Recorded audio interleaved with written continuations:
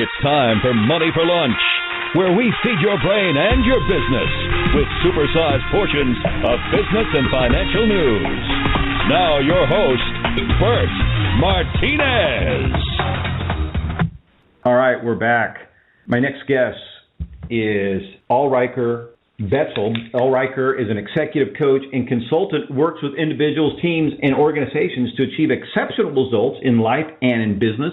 Ulrike is the co-author of the international best-selling Imagine a Healthy You, a guide for increased wellness and healing for patients, families, friends, and caregivers. She has extensive experience as healthcare executive, a certified coach and consultant, holds a master's degree in management, a master's degree in physical therapy, and is a fellow of the American College of Healthcare Executives. Ulrike Berzau, welcome to Money for Lunch. Thank you so much, Bert. I'm excited to be here. All righty. And you are from Germany. We were talking right before the show started. And what part of Germany are you from?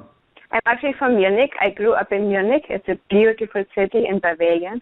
Yes. All right. Well, I haven't made it to Munich yet, but I have some friends that spent a lot of time in Munich, and they loved Munich. And they always talk about Munich was this great city that had a lot of life and energy, and not only did it have arts, but it had just a great mix of people. And so Munich is on my my bucket list. One of the cities I want to visit.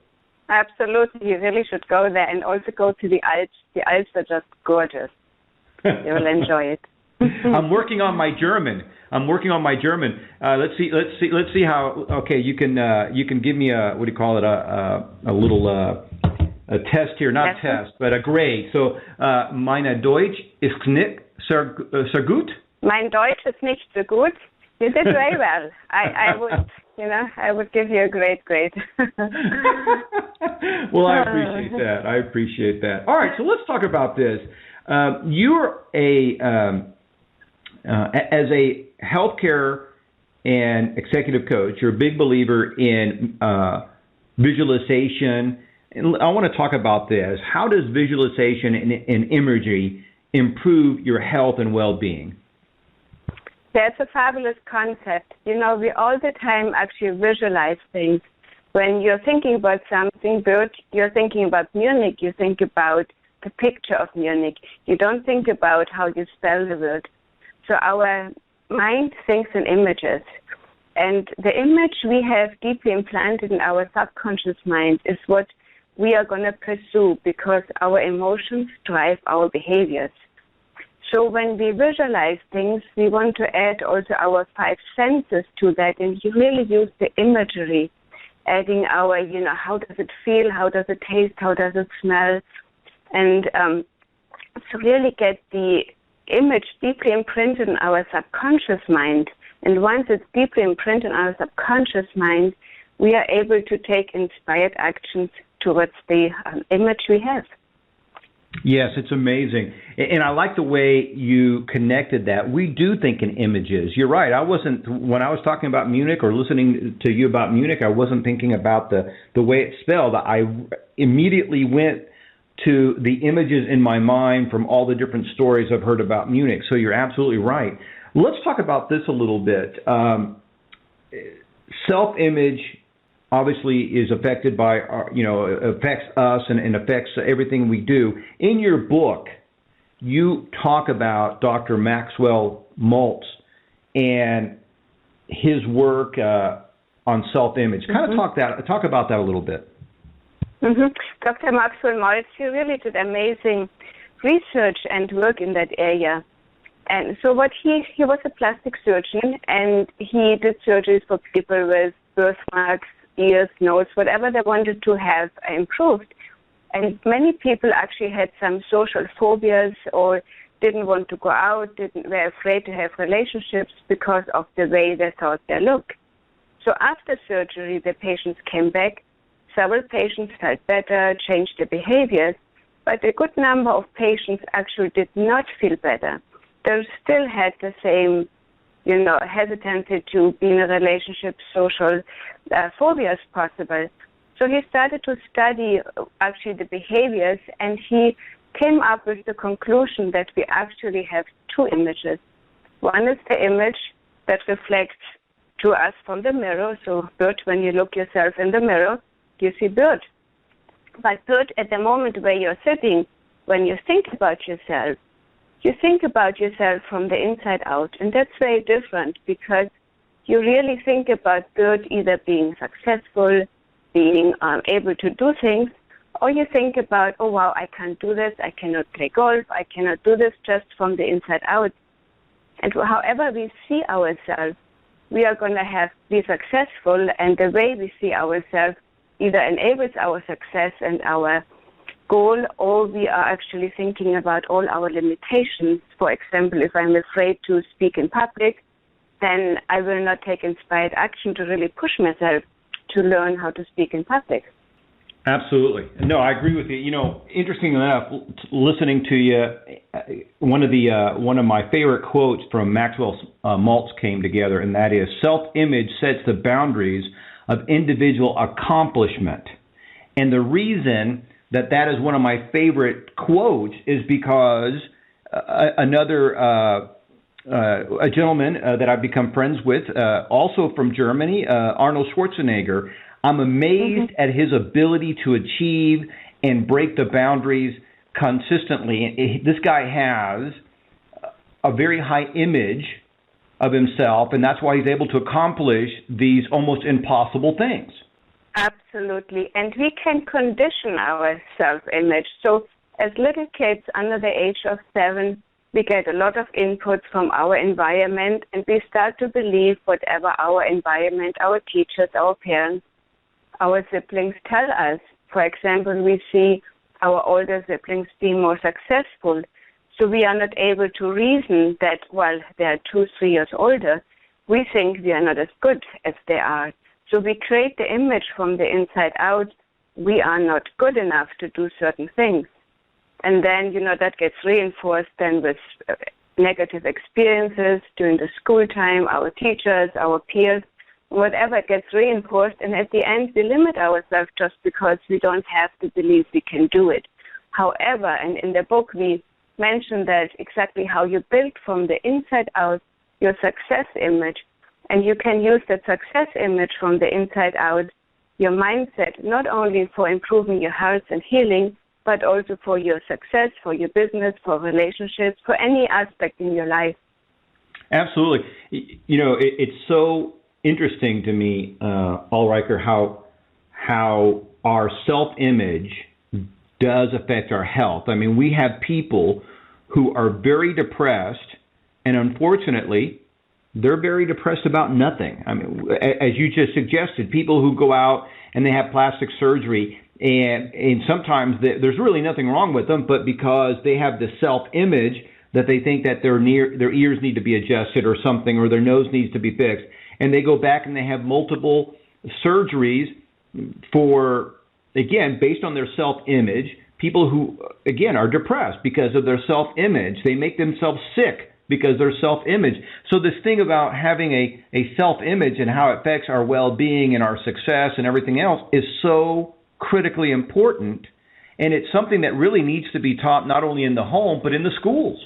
Exactly. Ideally, early on with kids, and even playfully, let the kid dream, be the king, the princess, whoever you want to be, and don't right away say, okay, stop dreaming, start focusing. And that's where our imagination really gets limited. So we want to allow the kids to dream. And in the book, we describe how the top athletes are using the imagery and really getting into the feeling of doing their amazing performance from every aspect.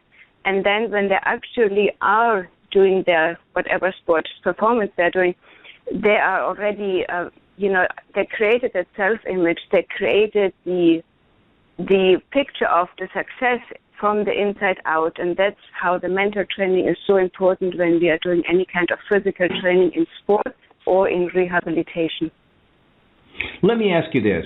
Let's talk about young kids again, especially those teenage years when these kids are going through all these changes and they're going from elementary school to middle school to high school.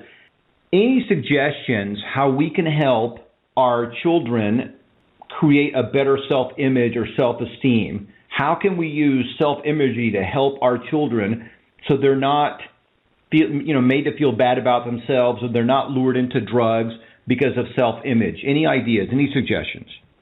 So it really comes from the inside out. The more we can actually reinforce the positive things in our kids. I remember when my son was a teenager, I kept telling him in the morning, okay, do this. And then I caught myself and said, okay, have I told him anything positive? And I didn't. So I changed it. Find something positive every day and start to share with your family, with your kids, in your relationship. Look at the positive things. Create and nurture that from the inside out. Ask your kids to write every morning a list of things, of all the positive things there are. They are wonderful, they are successful, and even little things and things they're grateful for. They have a beautiful room, they have a new dress. So starting to focus from the inside out on the positive things to gradually change the thoughts, because our thoughts are 90%, 95% of thoughts are from yesterday, and we keep ruminating about the past, things we didn't do well enough. So when we start to really shut down some of this mind chatter and focus on all the things we're doing well, all the things we're excited about, we want to do, and starting to create some goals and focus on that, we are able to direct the kids into a more positive lifestyle. Love that. I hope that everybody picked up on that. We sometimes, as parents, do take our kids for granted, and it's just so easy to bark out orders and clean up your room and do this and do that, and how are you doing at school? Oh, you can do better. And we don't stop to say, that's fantastic, you've done a great job. Tell me, how you achieve that grade, and start building up their self-image, their self-esteem, because ultimately this self-image is really the only defense they have going to school. And at school, they have literally, I want to say, hundreds of other kids beating on their self-image, making them feel sometimes inferior or awkward. And if they don't have a good self-image, we know the consequence is drug abuse. We know the consequence sometimes is suicide. Sometimes it's cutting on themselves. Sometimes it's very negative activities if we don't support that self-image. Am I right? Absolutely. And the self-image is really the root of all the eating disorders, anorexia and overeating. So really let your kids dream and encourage them to dream big and to really continue to dream about what they're truly passionate about, we are passionate about, what our unique skills are, where we can contribute to the world. So when we allow the kids to really expand and grow that and support them, then they will not feel like, they're not good enough and they have to find something else to do, which is drugs or gangs. And it's really important. Yeah. Go ahead. Well, yeah, it is really important. Okay, so let me ask you this. In the book, you also cover motor imagery, and you talked a little bit about how the athletes sometimes use imagery, the same thing in a rehabilitation setting. I want you to give us a little bit more on this concept, elaborate a little bit more on motor imagery, how we can use it even though we're maybe not athletes or in a rehabilitative situation. So motor imagery is really the mental training to complement the physical training. And there's evidence that suggests that actually when we imagine the performance, when we imagine either, athletic performance, or when we imagine for patients in rehab walking again, it activates the same brain cells than if we do the actual physical performance. And most of you are very familiar in the golf game, they always say, okay, you have that mental training, you need to think about where the ball goes and all of that. But this is really applies to any kind of sports, and it applies to our physical performance. If I start to visualize myself, every aspect of the performance, and start to really feel it, become it, add my five senses to that, hear it, smell it, then I activate the same brain cells, and again, my performance will be much enhanced. So complementing the physical training with the mental training is giving us much better outcomes. Now, in the field of rehabilitation, patients have a rather short time with the therapist because, there's always never enough time to do all the things the therapist would like to do. They have to see a lot of patients, and there's limited resources often. So giving the patient and the family a tool to practice in addition to their physical or occupational therapy session is an amazing way to improve the results. So the patients can practice imagery once we teach them imagery during the time they're resting, because physically they might be exhausted. But they're lying there and resting, and their mind wanders and worries about, will I walk again? And if they then purposely create that image of walking again, it activates the same brain cells. At night when they cannot sleep, hospital nights are very long when you're in pain, when you are worried about the future. So when you start purposely to really use the imagery and get into that picture, the feeling of walking at your favorite beach with the grandkids, smelling, the sea and feeling the wind. So when we teach the patient that, again, the outcomes will be much improved, and also it has a psychological effect. There are moments of happiness, and there's a much better chance that the patient actually will walk again. Yeah, I think that's a great explanation.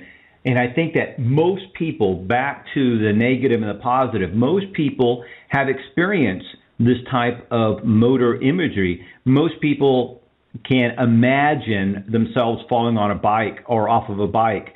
They can imagine stubbing their toe, and they can, they'll even sometimes wince in pain because they're able to imagine these things so vividly. The reality is we need to take that same skill or strategy and apply it to the positive things that we want to imagine. Like you said, walking again, running, completing some kind of physical task, writing your book, preparing for a presentation, and imagine yourself doing that with confidence and with a lot of energy and zest, and having, seeing yourself not only from the audience perspective, but also from the stage perspective as the audience sees you and enjoys your presentation. So all these things really help you elevate your training. So when it's time to do it, you're ready to go. You've already done it. You're just now doing it again. Exactly. And when you train, it's really important to get emotionally involved with your desired outcome. So you really want to figure out, okay, what's really important to me to do that presentation, to do whatever you want to do for your business or for your health. What is really important to me to walk again? So is it the time with my grandkids, or is it just the ability in nature again? So because emotions drive behaviors, when we are emotionally involved with the image of what we want, then we will take inspired actions, and we will have the passion to do that, and we will move towards our goal in the right way. Yes, I like it. I like it a lot. That's great. I'm glad you throw in that emotional awareness there. Emotions are so important. Emotions is what drives us all. Ulrike, I want to thank you so much for stopping by and sharing. If you guys want to visit and find out more about Ulrike, you can go to, I'll spell it, ULRIKEBERZ as in zebra, AU. Ulrike, thank you so much for stopping by and sharing today. Thank you, Bert. It was a pleasure. Thank you. You bet. All right, we're off and running. Great stuff there. Great information there about using imagery and visualization as a way to elevating your success, your accomplishments, repairing or improving your children's self-esteem. There's so much there. Remember, guys, you were created to succeed. Tune in Monday through Friday here on Money for Lunch, and check out our website at moneyforlunch.com.